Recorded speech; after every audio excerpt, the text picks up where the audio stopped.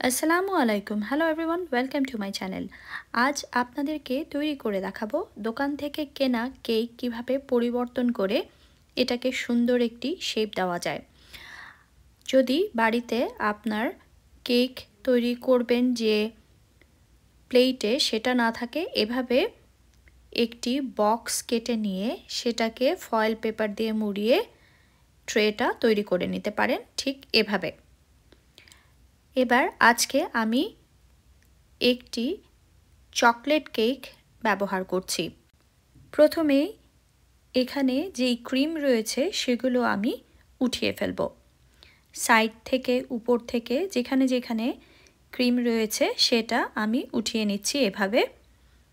উপরে কেকের একটু অংশ ওরা ডিজাইন করে দিয়েছে, সেটাও আমি উঠিয়ে নিচ্ছি। এভাবে ভালোভাবে উঠিয়ে নিয়ে একটি বাটিতে আলাদা করে রেখে দেব। আমি কিন্তু এই ক্রিমগুলো পরবর্তীতে ব্যবহার করব। সাইডগুলো এরকম কোনো ছুরির সাহায্যে স্মুথ করে নেবেন।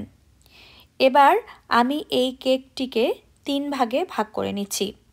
এই কেকটার ভেতরে আর কোনো ক্রিম ছিল না, আমি এটা 3 ভাগে ভাগ করে নিয়েছি।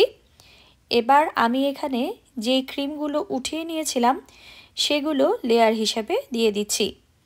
আপনারা এখানে প্রত্যেক লেয়ারে ক্রিম দেওয়ার আগে একটু উষ্ণ গরম পানিতে চিনি গুলে নিয়ে তারপরে সিরাপটা দিয়ে যদি ক্রিমটা দেন আরও ভালোভাবে বসবে। তবে আমি একবারই এটা করেছি, 2 লেয়ারে আমি আলাদাভাবে আর চিনির শিরা দেইনি। এবার আমি ভালোভাবে ক্রিমটা লাগিয়ে নিয়েছি। শেষের যে উপরের সাইডের ক্রিমটা ছিল সেটা এভাবে নিচের দিকে দিয়ে উপর সাইডটা এভাবে দিয়ে দিয়েছি। এবার আমি এটাকে কিভাবে কেটে নিচ্ছি একটু লক্ষ্য করুন। প্রথমে আমি এটা 2 সাইড থেকে এমনভাবে কাটবো যেন একটা 3 কোণা শেপ বের হয়। এবার এটা বের হয়ে গেলে আমি উঠিয়ে রাখছি সাইডগুলো। এখন আমি এটাকে এখান থেকে যেই ট্রেটা তৈরি করে নিয়েছিলাম সেখানে কেকটাকে ট্রান্সফার করে নিচ্ছি। আমি এটাকে এখানে প্রথমে দিয়ে দিলাম। এবার উপর থেকে একটু চেপে সরিয়ে দিচ্ছি, আমার উপর সাইডটা লাগবে। এবার দেখুন সাইড থেকে আমি এভাবে চেপে যেই অংশগুলো কেটে নিয়েছিলাম সেগুলো বসিয়ে দিচ্ছি। কেকের সাইডে যেহেতু একটু একটু ক্রিম রয়েছে, এগুলো একটু চাপ দিলেই বসে যাবে। তবে যদি আপনাদের সেট করতে অসুবিধা হয় সেক্ষেত্রে ফাঁকা জায়গাগুলোতে অল্প একটু ক্রিম অ্যাড করে তারপরে এগুলো চেপে বসিয়ে দিতে পারেন। আমি দেখুন এটা কিভাবে সেট করছি। যখন দেখছি একটু ফাঁকা হয়ে যাচ্ছে সেই ক্ষেত্রে আমি এরকম একটু ক্রিম দিয়ে তারপরে এটাকে চাপ দিয়ে লাগিয়ে দিচ্ছি। এবার আমি সাইডগুলো এভাবে শেপ দিয়ে নিচ্ছি আর উপরের সাইড থেকে আমি 3 কোণা করে একটু অংশ কেটে নিয়েছি, না হলে প্রপার এটা হার্টের শেপ আসবে না।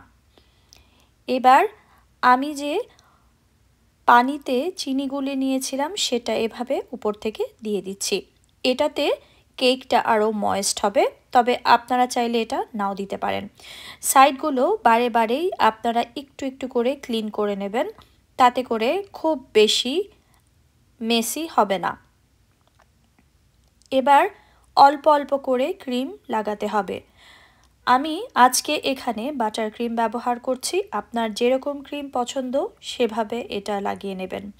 তবে প্রথমে ক্রিমটা এভাবে লাগানোর পরে দেখবেন ক্রিম খুব ভালোভাবে বসছে না, সেক্ষেত্রে আপনারা রেফ্রিজারেটরে 10 মিনিটের জন্য রেখে এটাকে একটু ক্রিমটা সেট হতে দিয়ে তারপরে আবার বের করে উপর থেকে ধীরে ধীরে ক্রিম লাগাতে হবে।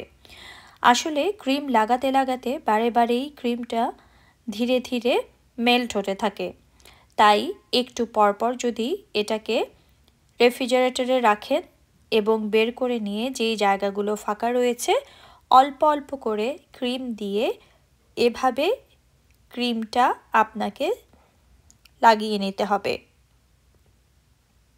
আপনার যেভাবে সুবিধা সেভাবে এটা করে নেবেন। তবে উপরে যদি ডিজাইন করেন খুব বেশি যে স্মুথ করতে হবে তা কিন্তু না, আপনার সাইডগুলোও মোটামুটি স্মুথ করলেই চলবে।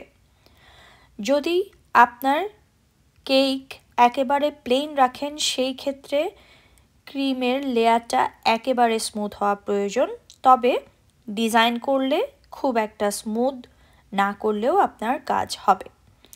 এভাবে যদি আপনাদের কাছে স্ক্র্যাপার থাকে যেগুলো দিয়ে আমরা ডো কাটি, সেটা দিয়ে এভাবে স্মুথ করে নিতে পারেন সারফেসটা। এবার আবার রেফ্রিজারেটরে রেখে আমি এটাকে উপরে একটু চকলেট সস বা চকলেট গানাশ দিয়ে দিয়েছি। আমি দুঃখিত, গানাশ দেওয়ার প্রথমের দিকের অংশটুকু আসলে কেটে গিয়েছিল। সাইড থেকে এভাবে গানাশগুলো দিয়ে দিতে পারেন। আপনি আপনার পছন্দ অনুযায়ী যে কোনো ডিজাইন করে নিতে পারেন। আমি খুব হালকা পাতলা ডিজাইন করেছি, যেহেতু এটাতে হার্ট শেপ দিয়েছি তাই মাঝখানে একটি হার্ট দিয়ে পাশে থেকে এরকম অল্প করে ডিজাইন দিয়ে দিচ্ছি। এবার আমি সাইডগুলোকে আবার একটু ক্লিন করে নিচ্ছি। এখন স্প্রিঙ্কল যে পাওয়া যায় সেগুলো সাইড থেকে দিয়ে দিচ্ছি।